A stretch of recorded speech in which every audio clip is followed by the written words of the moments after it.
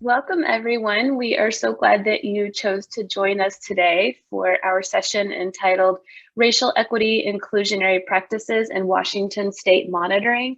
We're really looking forward to sharing with you a bit about this work that is underway in Washington, as well as some of our reflections on how the process is going so far. And we will tell you the names behind these voices that you're hearing today. If we go to the next slide, we'll introduce ourselves. I'm Susan Hayes. I'm with the National Center for Systemic Improvement, or NCSI, joined today by my NCSI colleague, David Lopez, who I'll invite to introduce himself. And last, but certainly not least, our wonderful friend and colleague, Dr. Tanya May, with the Washington Office of Public Instruction. David, do you want to introduce yourself next? Sure. I guess the waving doesn't work or anything like that. So then just remember that face on the screen. David Lopez, I'm a senior state technical assistant specialist working with the National Center for Systemic Improvement. Really happy to be here. A lot of my work focuses on culturally responsive, sustaining education, disproportionality, really in special education, but in a broader sense as well. And doing systemic equity reviews. Happy to be here. And good morning. I'm Tanya May, and I'm the Director of Special Education at Washington's Office of Superintendent of Public Instruction. Also an honor to be here and to share a little bit of Washington's story and to have an opportunity to be a little bit vulnerable and share what Washington's working on and what we hope to change. So thanks. Thanks, Tanya. Thanks, David. So let's dive in. Before we get into the meat of the matter, we wanted to share the objectives that we hope to achieve in this session with you all.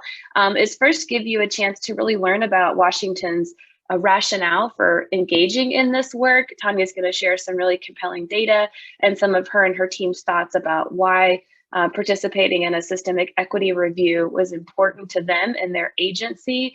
David's also going to walk us through the process. What is a systemic equity review? We'll talk through the framework, the research framework, and the components and the phases. And then, as Tanya just referenced, we're going to be a little vulnerable. We're going to share our reflections about how the process has gone so far, what's been helpful, what's been challenging, and then we'll wrap up with some questions for you all that are listening in that will hopefully be helpful in helping you reflect on the potential value of engaging in a similar process in your own state system. And if we go to the next slide, our agenda for our time together really matches what we just talked through. Again, Tanya's going to set the stage for us and provide a little bit of that Washington context, and then David will introduce us to the systemic equity review process. We'll have some discussion and reflection, and then again wrap up with those food for thought questions for you all, as well as how to learn more if you are interested in asking further questions or again thinking about engaging in this process in your own state. So with that, I'm going to turn the mic over to Tanya to set the stage and talk us through Washington's context. Thanks, Susan. To understand where we hope to go in Washington, we first felt like we needed to acknowledge where we've been. I recently heard a principal leader say that data tell our story, and we are all collectively the authors. So my goal today is to tell part of Washington's story through our statewide special education data and how that helped us arrive at a readiness for structural change. Washington State has a long history of procedural compliance, paired with limited results for students with disabilities. And so what that led to in Washington was a bit of a journey of self-reflection and really trying to search for the balance between compliance and outcomes in special education.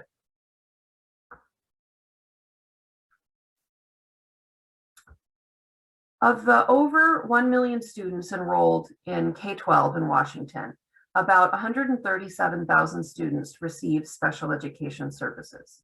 And this includes over 7,000 Black students with disabilities. Across multiple data points, our state data highlight opportunity gaps for students with disabilities, particularly for our students of color with disabilities. We've been focusing on increasing access to core instruction and general education settings and more successful transitions from school to post-school life. But access and exit only tell part of our story. As we dig deeper into the data, we see these inequitable patterns repeated across multiple contexts. So this includes districts reporting significantly disproportionate data across our race and ethnicity categories.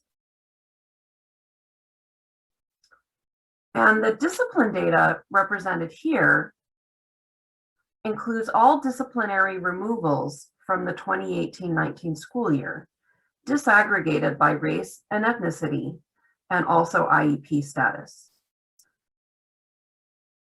So to me, what this slide shows is that students of color are subjected to higher rates of disciplinary removals, particularly for Black and American Indian Alaska Native students with disabilities.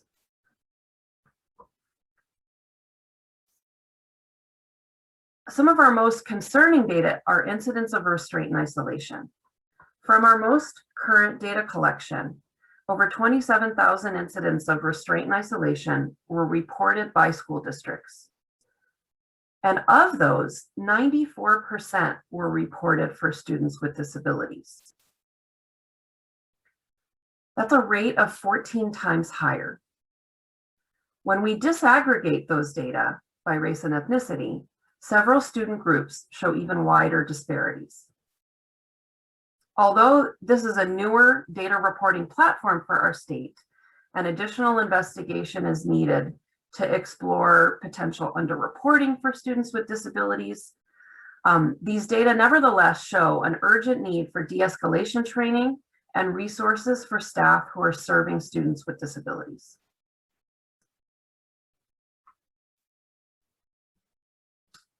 This phrase, shared by one of our NCSI partners, has been a transformative concept in Washington that has had this historical focus on compliance. What we are working to do is reframe compliance so that it includes improved outcomes, particularly for students of color with disabilities.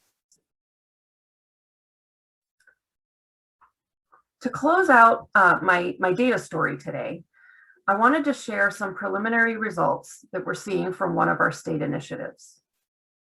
In 2018, Washington ranked 44th out of 50 states for inclusive practices. That was a galvanizing concept for many of our partners. So in 2019, the state legislature funded the Inclusionary Practices Project. This is a multi-year $25 million plus initiative to support inclusive practices through partnerships among schools, families, and professional development providers. And what we're seeing through this is that with strategic resources, a theory of action, and aligned implementation efforts, change is possible. While all student groups have shown increased rates of inclusion, the project has not yet shown evidence of closing the equity gap in access for our students of color with disabilities. More intentional and targeted efforts are necessary to center this priority.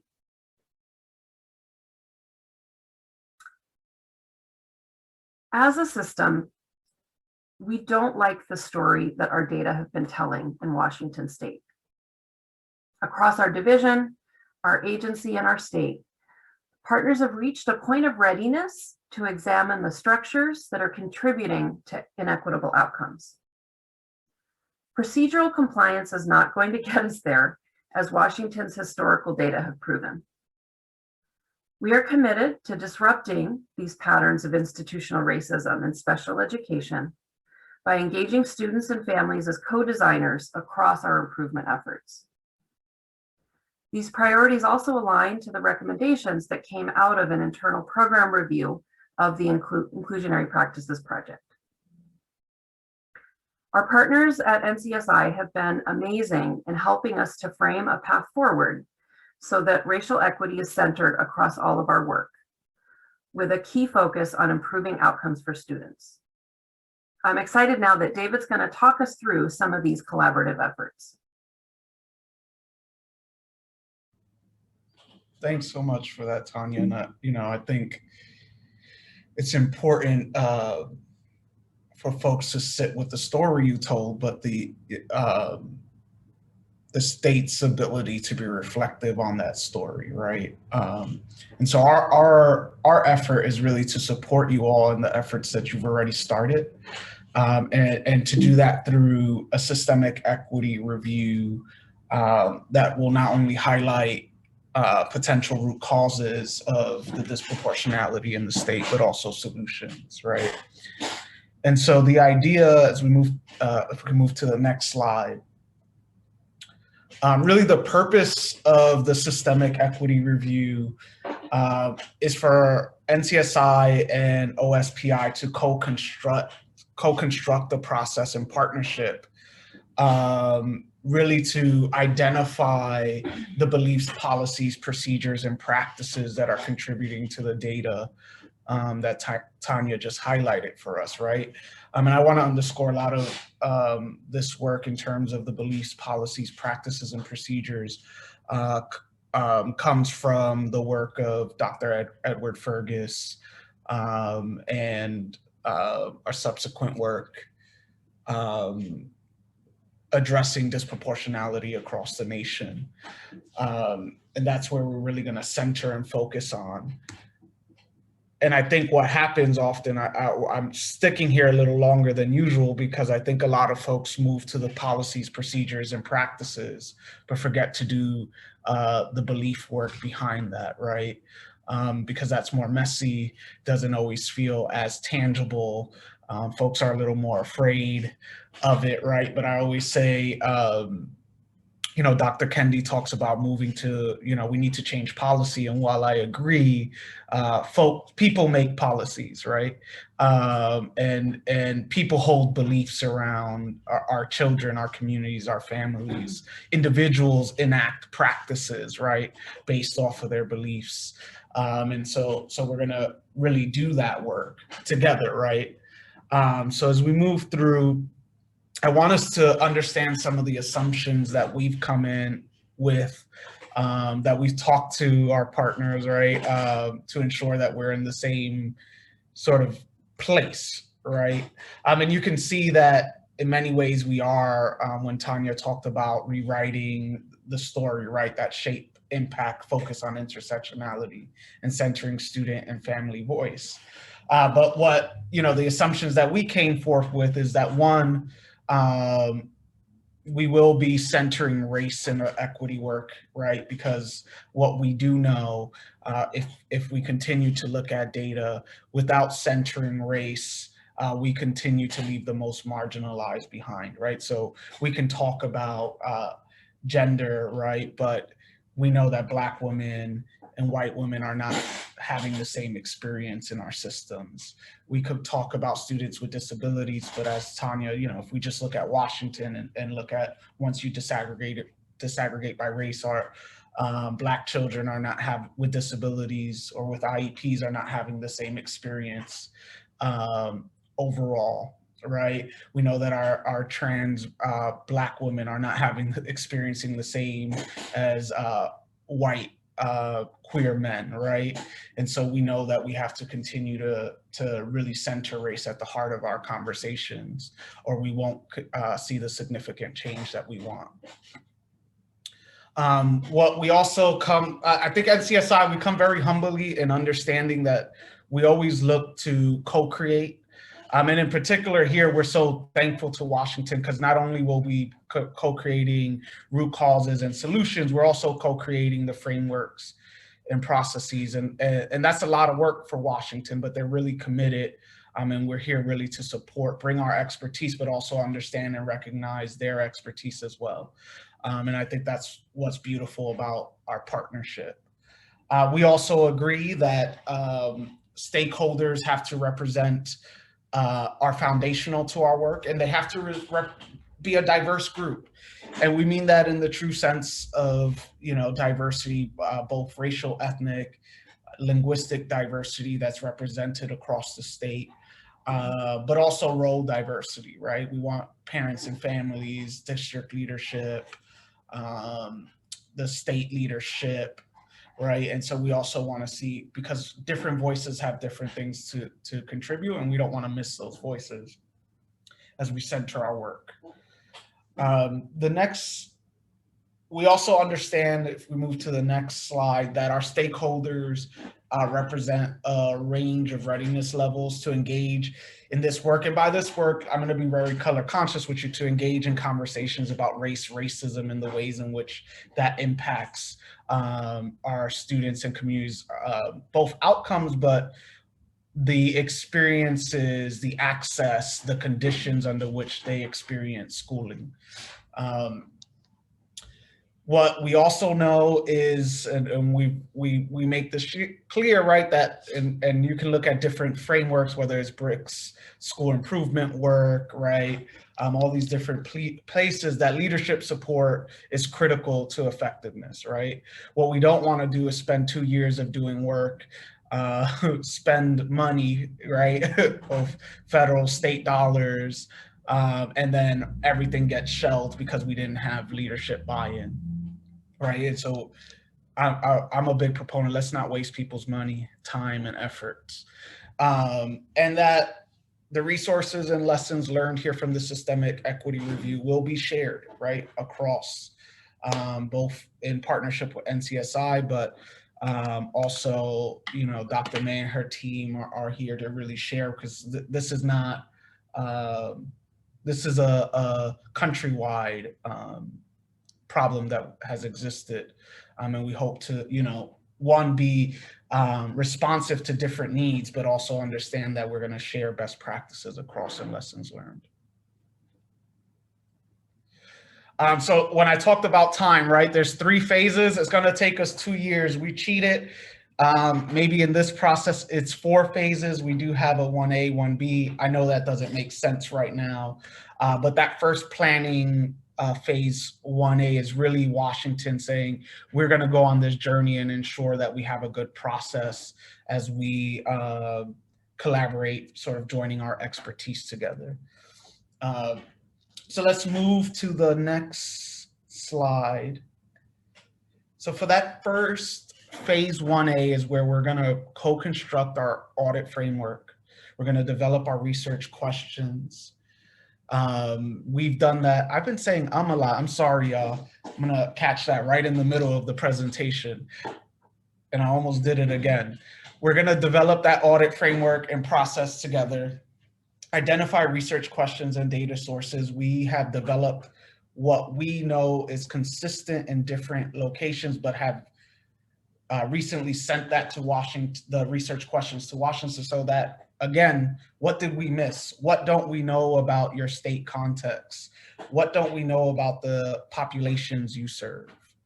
We're going to help develop a communication strategy. We understand, right, we don't want this to be secretive. We don't want folks to say, when was this happening? Why was this happening? We want to really make sure folks know what we're doing, whether there are people who agree or disagree. We want to be as transparent as possible and as open as possible, because we understand that we're centering what's best for our students and communities.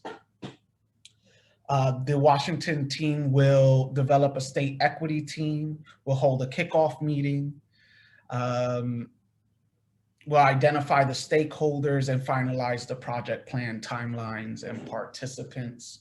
And I would say right now we're currently really at finalizing the research questions, developing the communication strategy. And what I will say, I know there's probably a lessons learned slide, but it's important to name here, right, that what is real, and we'll talk about what's going well, but I have to talk about this communication strategy. Why I know this partnership is going to continue to go well is because Washington continues to take leadership and understand that this is Washington's work, and NCSI is here to support. They do not wait for the next meeting with NCSI to continue the work. They don't wait for permission, right? So for instance, we talked about developing a communication plan. We joined our monthly meeting and they were like, here's how we plan to communicate. Can you review? We want to send out. And I think that's so powerful because anywhere that, for me, that I've worked at and they were at least more successful in changing conditions and outcomes, the state, the district, whoever the partner is, knew that they had to do the work when we weren't there. And I think Washington gets that and understands that, and that's going to be key to our success. All right. So in phase one, we're going to collect our data, right? And while do the data analysis, hold focus groups. I think what I want us to hold here, right, is that we're not just going to collect data, please give us the same data you always had. I think that's what's important, right? As you can see, Tanya can get the data together, right? And I'm sure a lot of other folks can as well. But what we know is that the quantitative data, the numbers, do not always tell us the actual experience of the people that those numbers represent. People are not numbers, right? Those are real people behind those numbers. And we need to find out what is their experience, right? Because they are the experts in what is happening to them. We aren't, right? And we want to make sure we hear that voice. The other piece that we will do as well, nope, that's phase two, I'm sorry. And then we'll draft a report that really starts to outline the data. But that report isn't some final report that we'll share out, because when we move into phase two, what we will do is co-analyze the data together between NCSI and, if we just head to the next slide, between NCSI and Washington. To do that, what we know is that we have to have shared language and shared understanding of the impact that race, racism, and other isms have in our data. So we're gonna do a series of workshops facilitated by NCSI so that we have a common understanding of the foundational pieces, right? So the beliefs, policies, practices, and procedures, and how those both contribute to racial inequities, but how we also find the solutions there, right? We will not skip the belief portion. We will be doing belief work. We could call that, some folks talk about dispositions, some folks, right? Whatever it is, but the ways in which we feel and think about our communities, we need to ensure that we have a common understanding of how that impacts how we do business, right? So some of those topics that we'll cover are things like deficit thinking, where we have these perspectives about particular communities and why they're not successful, and often blaming them.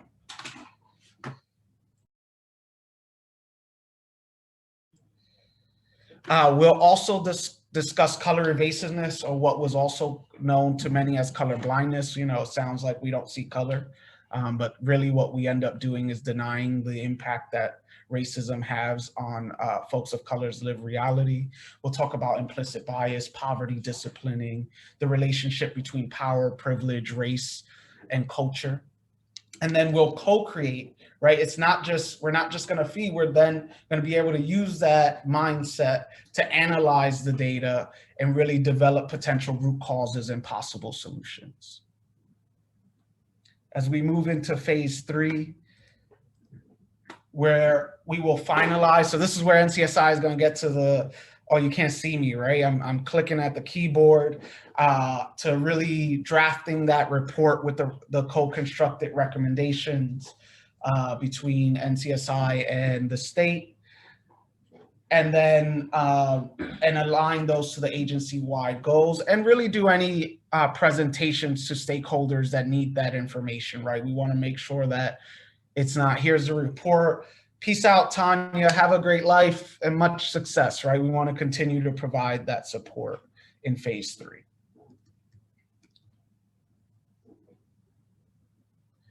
And we talked about this. We're really still at the phase around developing the framework, the research questions, and the communication strategy. And we spend time here because we know how important these pieces are to, we move, I want to say slow so that we can go fast, right? And I'm gonna quote from Equity Institute in Rhode Island. We also want to move at the speed of trust, right? And sometimes that means slowing down so we make sure we're in the same place and are really building community, because this work is people-centered. This is about humanity. It's not just about numbers. Right, and I think we're going to reframe. I used to say move beyond compliance, but I'm still I like, and I'm keeping thinking the reframing compliance, and so we want to reframe that compliance and really think about humanity and people. Thanks, David. I love that speed of trust. Every time I hear that, I feel like it lands in a new and different way. I love that. Well, very briefly, because we want to leave time for Tanya and David to share some of their reflections on the process today, we wanted to give you a little flavor of that research framework that David talked through. It has various sections. Those are here in bold and continued on the next slide. And underneath each section is a sample research question. I don't know, Tanya, David, what you'd say. I think there are probably 5 to 8 sort of sub questions tucked under each of these components. So again, this is just a very sort of small slice of the overall framework. But again, wanted to give you at least a taste of sort of the kinds of questions that this process will ask of Washington and stakeholders and their state system. So you'll see here a section devoted to technical assistance and PD. You know, to what extent is equity really a stated goal of those systems? Also going to dig into some fiscal data. To what extent are fiscal allocation processes aligned with a goal of promoting equity? Also looking at stakeholder and family engagement. And again, the sections on the previous slide. For those of you who are steeped in special education general supervision, you may see some alignment here with the what we call the puzzle pieces, air quoting, of general supervision. I think we wanted to also stretch beyond those and not be limited by those, but did want to pick up on those fundamental components of state IDEA general supervision system. So you will see a connection here with the systemic equity review framework and those pieces. So with that, we wanted to carve out just a little bit of time. Again, now we've sort of told you the what and the why and maybe some of the how. And now we want to talk about what the process has felt like and our lessons learned at this point. As David said, we're still in the beginning stages, but I think there already are some helpful reflections to share today. So I'm going to ask this first question of Tanya. What would you say are the primary benefits thus far of engaging in this systemic equity review process? Thanks, Susan. I think for us, it's been the chance to step up to that balcony level and to take this honest look at our system, and to do that in collaboration with partners who have experience leading systems change with a focus on racial equity. We're honored to have an opportunity to infuse these equity review activities into our larger state design team efforts across multiple areas of focus. Thanks, Tanya. And David, you've spoken already about some of the aspects of the experience thus far that you think have worked well. Anything you want to further highlight, or any other aspects that you'd want to point to that have worked well so far? Yeah, I mean, at this point, I can't sort of underscore enough the importance of the state, the system that we talk about really taking charge and lead, right? That we get to sort of go home. I mean, I guess I work from home, but we get to go home and right, I don't live in Washington. I do have some family, surprisingly, in Spokane, but I get to go home to New York, right? And that you can't wait for the partner to do the work. I just can't underscore that enough. We can't wait for perfection Our children can't wait, our students can't wait, our communities can't wait. Now, sure, we're going to be intentional. We are going to be targeted.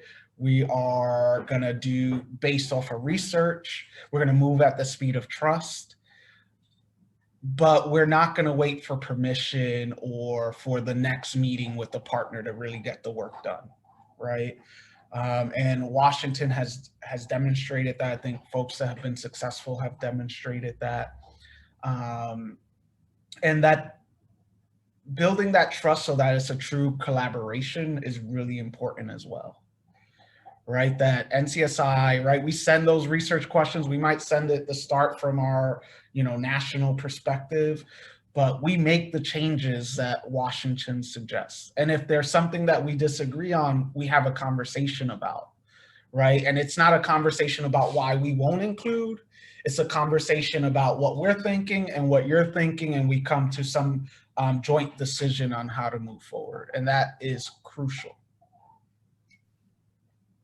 You're here, and I'm supposed to be asking the questions, but I just have to chime in. I just completely agree. I think that the partnership is an authentic one. It's a real one.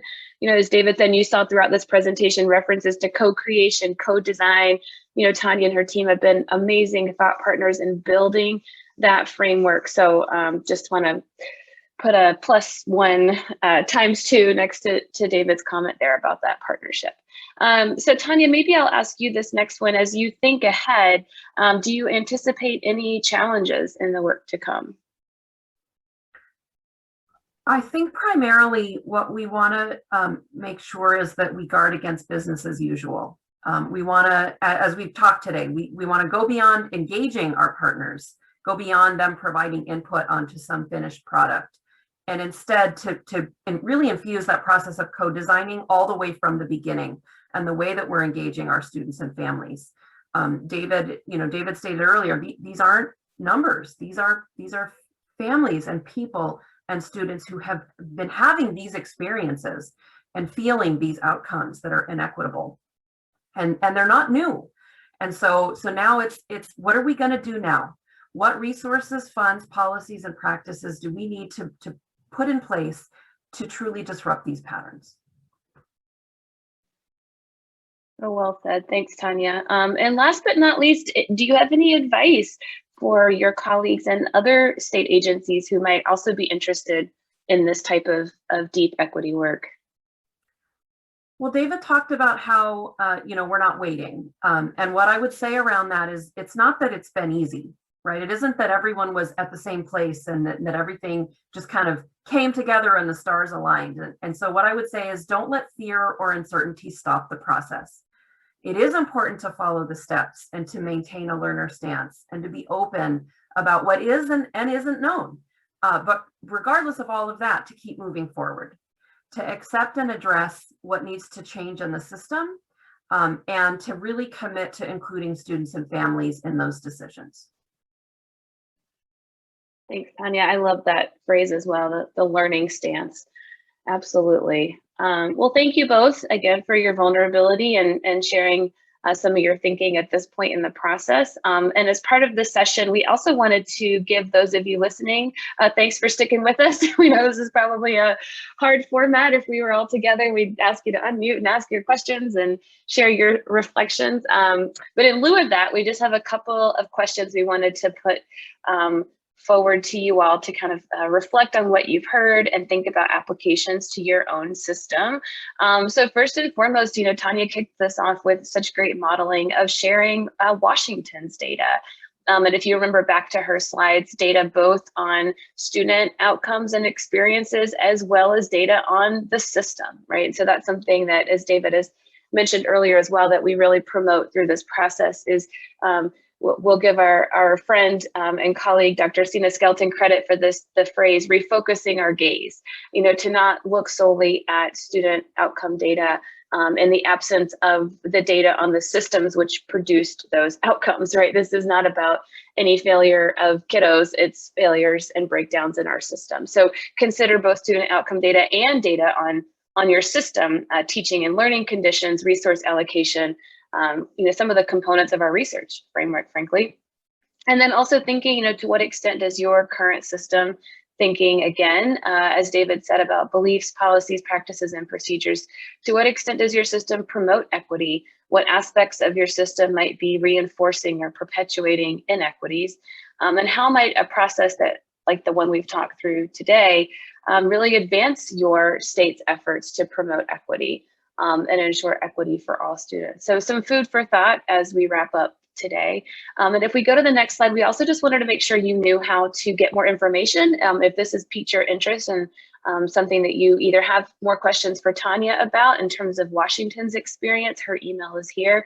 You're also welcome to reach out to David or myself, or your NCSI TA facilitator. So if you are in an SEA, every state has an assigned NCSI TA facilitator who can help answer questions about NCSI's available TA. And this link will take you to a map of the country where you can find out who your TA facilitator is if you don't know that person already. So again, there's no wrong way to get in touch. If you have follow-up questions or want to learn more, please do reach out. And with that, I'll say thank you for your attention today, for your interest in this work. And let me just invite David and Tanya to also chime in with any final thoughts before we wrap up. Go, be brave, do the work, the necessary work, and not that you're not doing work. I'm sorry, that might sound like you aren't. And I know we work really hard on behalf of our children and family, but heed Tanya's warning. I think you said we can't fall back into business as usual. So let's be brave. You can do this. Let's work together. Thank you so much. Well said. And reach out to us if you have any questions. We are very open to sharing any part of our story and digging in more. Thanks, everyone. So glad you chose to join us today, and we look forward to hearing from you if you have any follow-up questions. Have a great rest of the conference.